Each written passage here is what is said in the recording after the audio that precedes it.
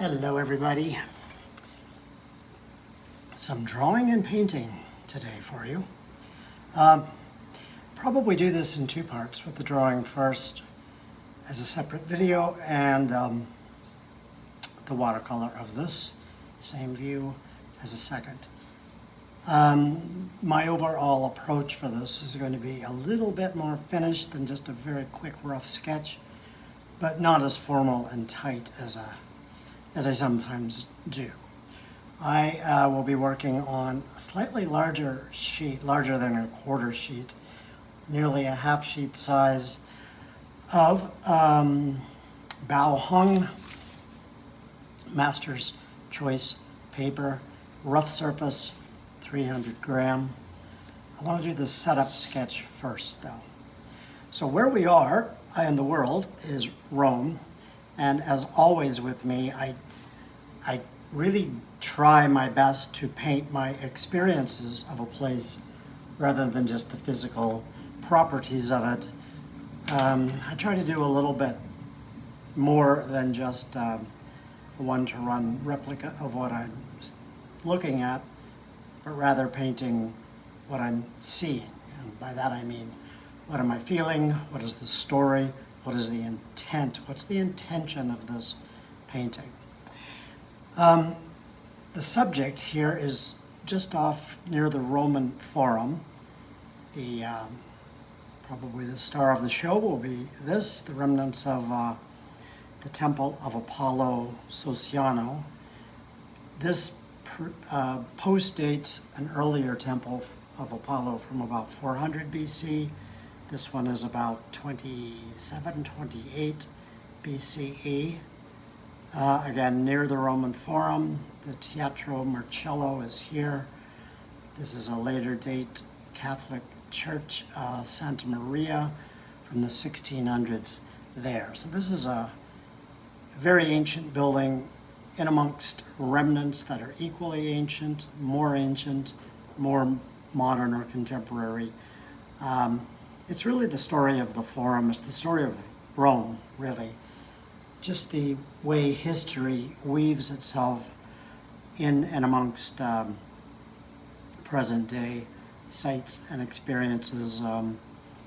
It's just such a history-rich place that it can't help but tell the stories of time and the passing of time. And of course, I love all that. So the architectural identity is interesting, but it's not the full extent of the story I'm trying to tell. That is going to be more of a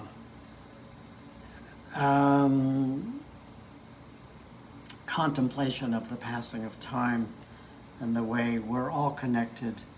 We're all a small part of a much bigger fabric.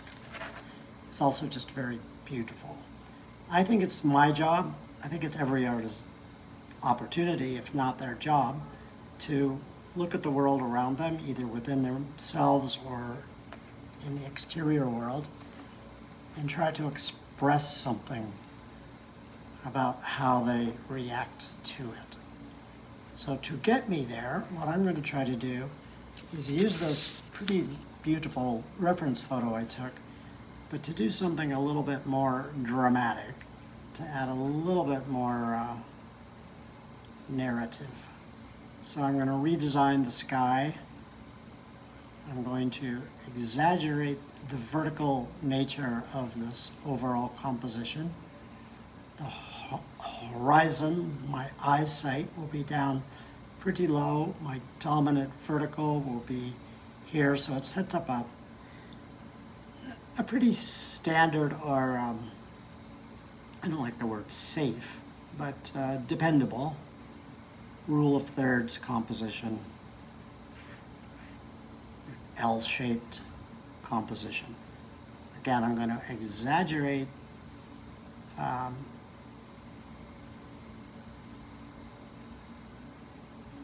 the verticality of this, where verticality is going to be the name of the game for sure. I like this beautiful blue sky with big puffy white clouds, but I think I'm going to redesign the shapes of it to introduce high in the composition a very light part of the sky behind the temple, and the temple will intersect that light area by being very dark at the top, and then I'll flip the values so the temple itself will become very light at the bottom of the composition. So these beautiful white marble columns that exist will flip in value from being lighter at the bottom, darker at the top. I never want to say this is how you should do this or how you should do anything. That's not me. But why I do what I do and why I want to demonstrate it to you is just to show you that there are more than one way to see the world, more than one way to express it, more than one way to record your experiences. That's what makes each of us as visual beings unique, and as human beings, what gives us our identity. That we see and express the world that we live in unlike anybody else can.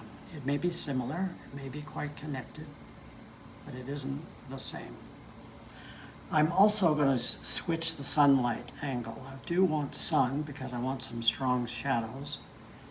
But I'm going to make it come from the upper right of my composition to the lower left so that the left side of everything I see will have a distinct shadowed or shade area, whereas the lighting in the reference photo is really coming pretty directly above, but slightly from upper right, upper left to lower right. I'm going to swap that out. I will be desaturating a lot of the material, the visual material in the image, and saturating more the actual temple, the star of our show, desaturating less detail, less value, less color on everything else. All of this beauty sits very comfortably on this slightly inclined hillside.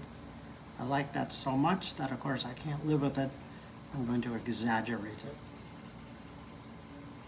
So I'm going to have these different energies within my painting.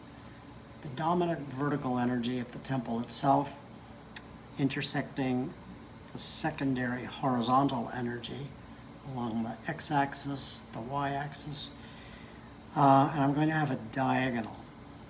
And by that I mean I'm going to use the slope of the hillside in a slightly more aggressive or more obvious way. Just to add a little more dynamism, a little more movement and energy into this overall composition. So I want it to look similar, I want it to be related to what I'm looking at, but I don't want it to look exactly like it. I want it to look more like what I'm thinking and feeling and what my experience is. So it's kind of a tricky composition of values. If this is the focal point of the painting, which I want it to be, and this is where your darkest darks and your lightest lights should happen. Probably here and here. I don't want these to look disconnected. I want them to look quite connected. But I think with this value swap game, I'm playing light against dark, dark against light at the bottom, flipping it from the top. That'll set up this hopefully interesting and successful energy of connecting values and shapes. The positive shape of the top of the temple intersecting the sky here, and then the negative shape of the bottom of the temple intersecting the landscape down below. Yeah, I mean, it should work, and I think it should be a little more interesting than the photograph. I do want to include all this, at least a hint of the surrounding buildings, Santa Maria in the background, but less and less importance. But just to give a context here, I think would be more interesting than just doing a portrait of the temple itself. So my lightest lights and darkest darks will all happen here. The number 1s are my lightest lights, the 3s are my darkest darks. It'll be a scattered but organized composition of values and shapes along the vertical axis. Along the diagonal, it'll become less and less contrasty, less and less saturated as we move back, so that everything in this realm of the painting will be mid-toned, lighter mid-tones, darker. They may be sparkles of bright white and dark dark, but I want most of those deep concentrated values, again, to occur here.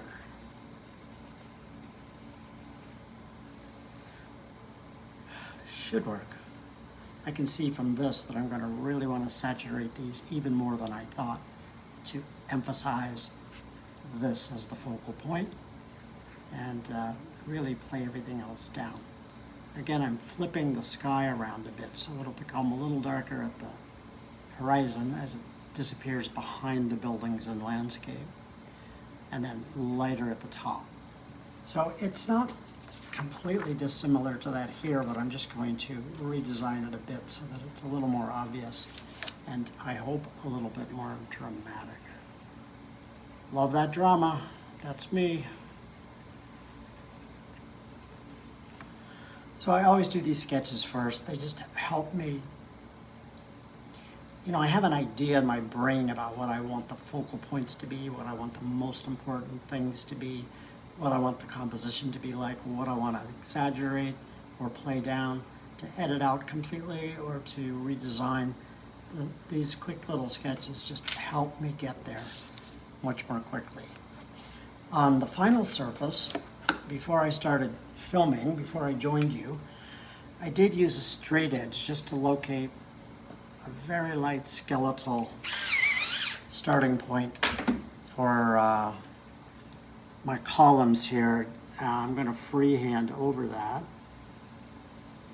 I can draw lines fairly straight on my own, but just a couple of marks with the straight edge will just help me make sure that the architectural identity holds true without it becoming too much of a technical drawing.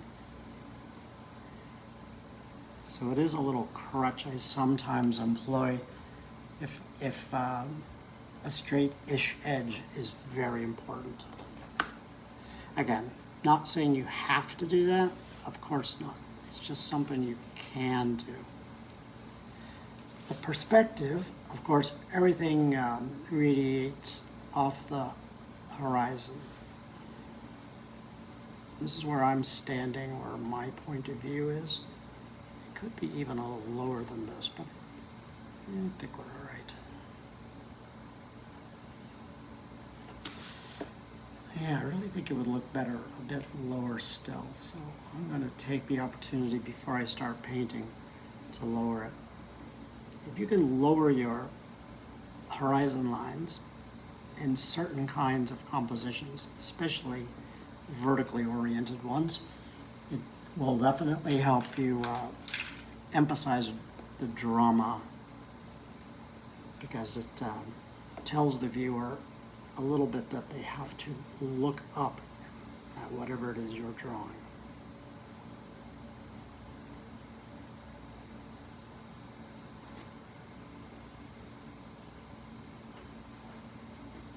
This column looks a little too chunky, so I'll narrow it up a bit and really elongate, exaggerate the height. Yeah, who am I not to redesign something the ancient Greeks did better than anyone? Well, I'm not substantially changing anything. I'm just exaggerating ever so slightly. Pretty good. Ancient Greek and Roman columns used this trick when they constructed these things so magnificently. The effect is called entasis, and it means that they physically tapered the columns to be slightly larger at the bottom than they were at the top, And that was another device they used in the construction of their actual buildings to exaggerate the effect of perspective. Oh, I could get lost in that.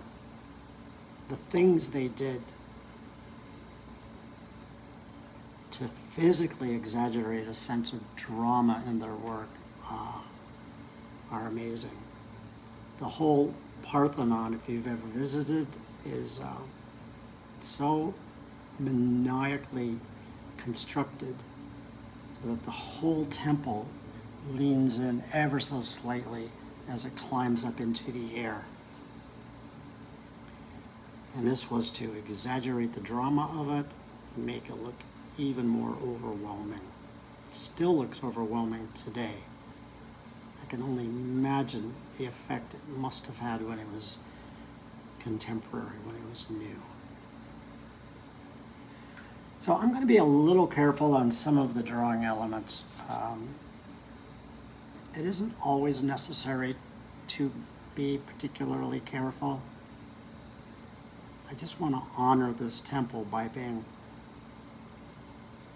a little bit prissy about the way I draw its architectural identity.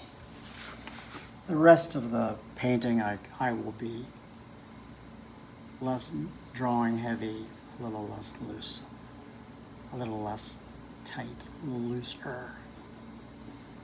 So these column capitals are Corinthian. As I'm sure most of you know, the Greeks employed three primary orders, they called them, orders of decoration for their columns. The Doric, the Ionic, and the Corinthian. The Corinthian was the more florid, the more decorated, considered the highest order. Again, I don't want to go too deep down that road.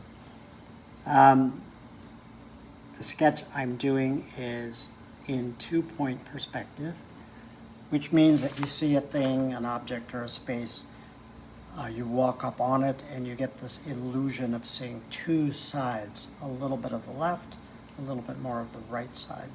So there are two vanishing points.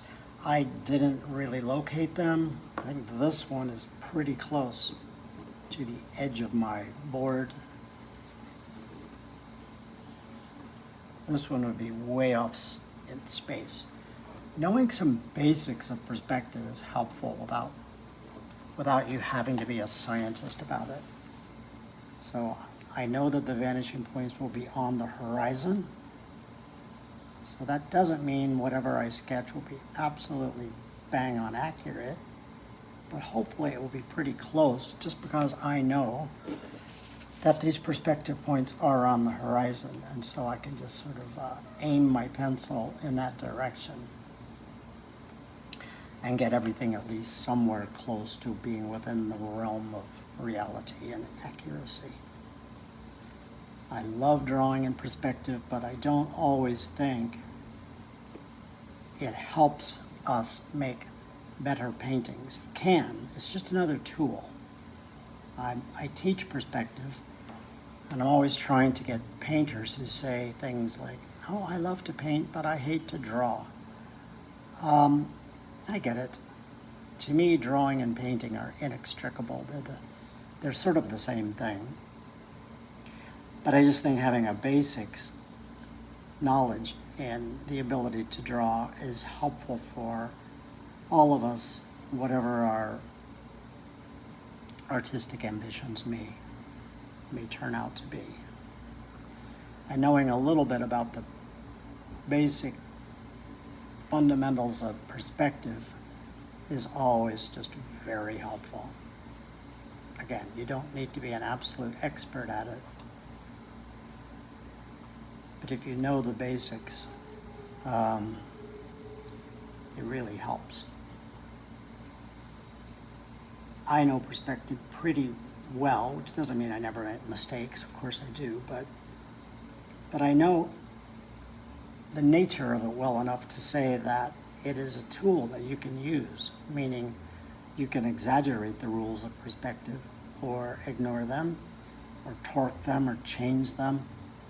You can play around with perspective to make it work better for you. It's just another tool.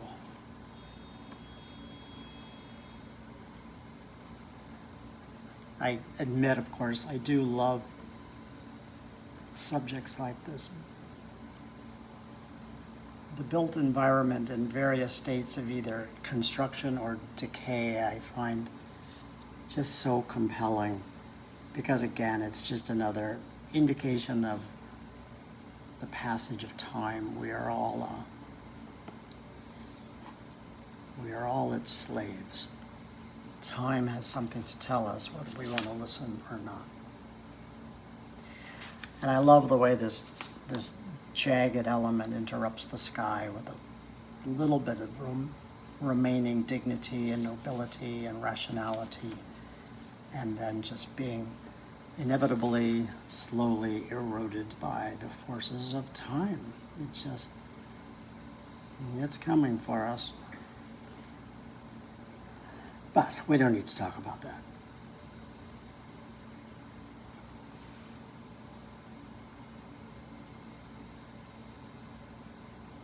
So I'm trying to be, as I said a little while ago, a little bit accurate, but not overly prissy about how I draw this. I want it to be slightly more finished than a very, very loose sketch might be, but much looser than a very formal or technical drawing might be. So yeah, it's kind of a needle I'm trying to thread all the time. This combination of precision, accuracy, and carelessness. Not careless, but loose, intuitive.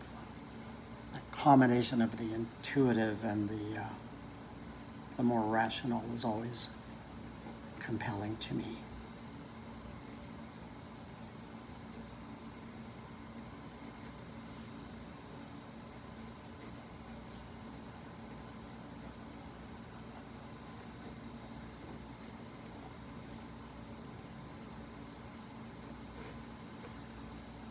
Pencils. I'm using, as I always do, Blackwing pencils. I usually sketch with their 602s, but today I'm using Pearl, Palomino Pearl. It's just slightly harder than the 602. And the reason I did that was because I wanted a sketchy, soft pencil, but not quite as soft as the 602 because I knew I'd be doing a little bit of this hint of detail.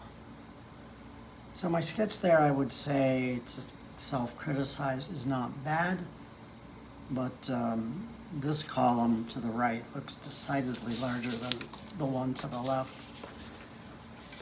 It's hardly the end of the world, but not desirable.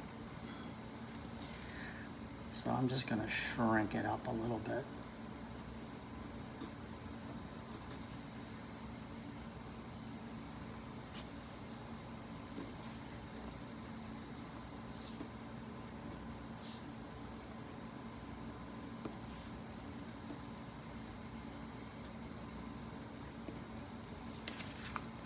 Still looks a little wider, but not so bad. I think I'll widen this out a little just to split the difference.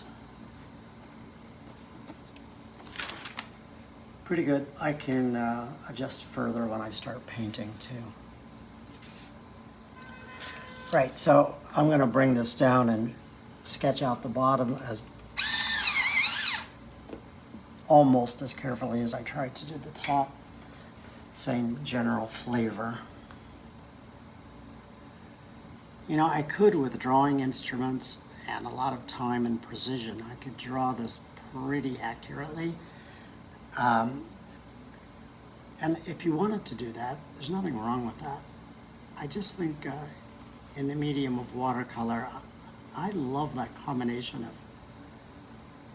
when it happens within the same painting, of a little bit of precision and then a little bit of just intuitive loose painting. I'm always trying to split that difference.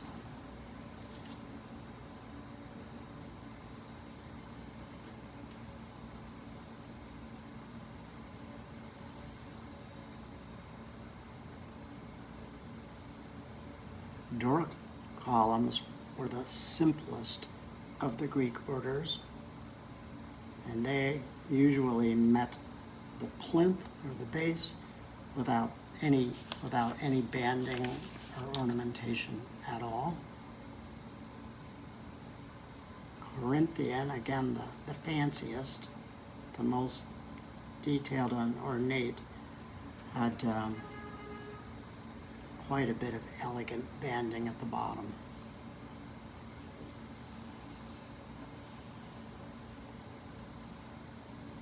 And traditionally, I think it's true that all Greek columns had reading, vertical grooves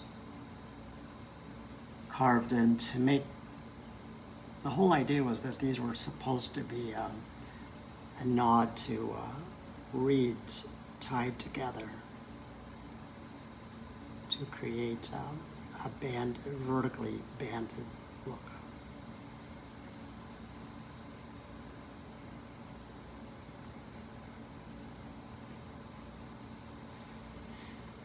Since I've started doing these YouTube videos and also in my classes when I do demonstrations, I've become very aware of the pitfalls of trying to talk and paint at the same time. I can do it. I actually do it, but yeah, it's it's a bit tricky. I want to do it. I think it's helpful when you're watching someone else draw or paint to get their impressions as they work on why they're doing what they're doing. When I was trying to learn,